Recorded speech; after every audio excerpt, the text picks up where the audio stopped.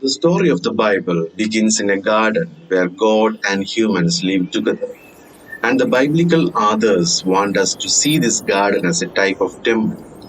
The top is the most sacred place, the Holy of Holies, where God's presence is most intense. And that's where we find the tree of life. So, what the tree all about? Well, it represents God's own life and creative power that is made available to others. In fact, God's first command is that humans eat from all of the trees, including this one. So you're ingesting God's own life. That sounds intense.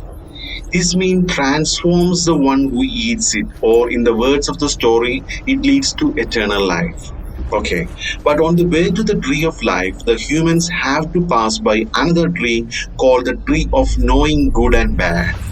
And God says that eating from this tree will kill you. How does it do that?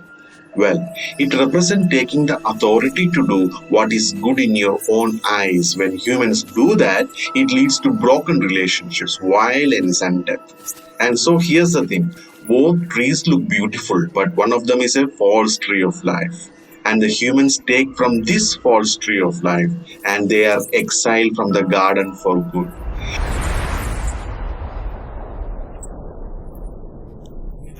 Which raises the question, can anyone ever get back to the tree of life? Well, later on in the story, we meet a man named Moses, and he encounters God in a desert tree on top of a mountain, burning bush, right? Where Moses is told that he is standing on holy ground.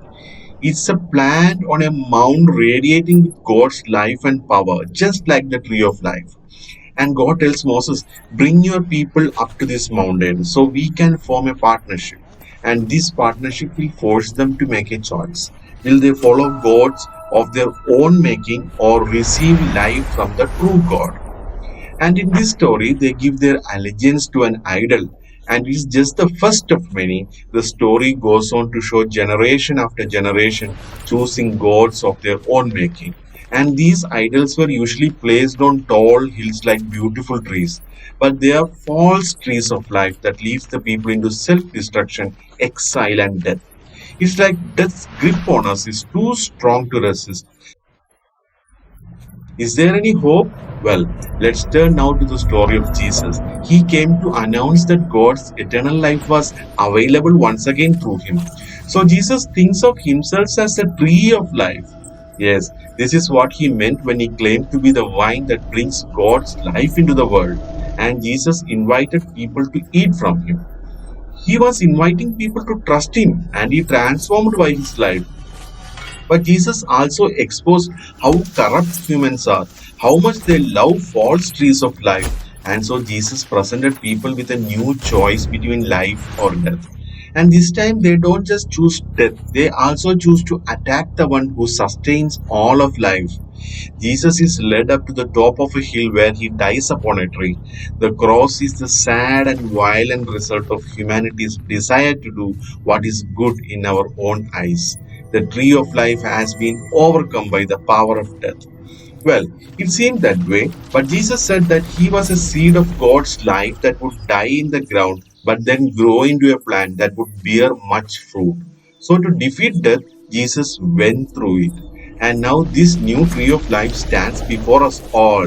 We can eat from it, but it will mean passing through death like Jesus, allowing our old way of being human to die, so that a new humanity can grow in its place.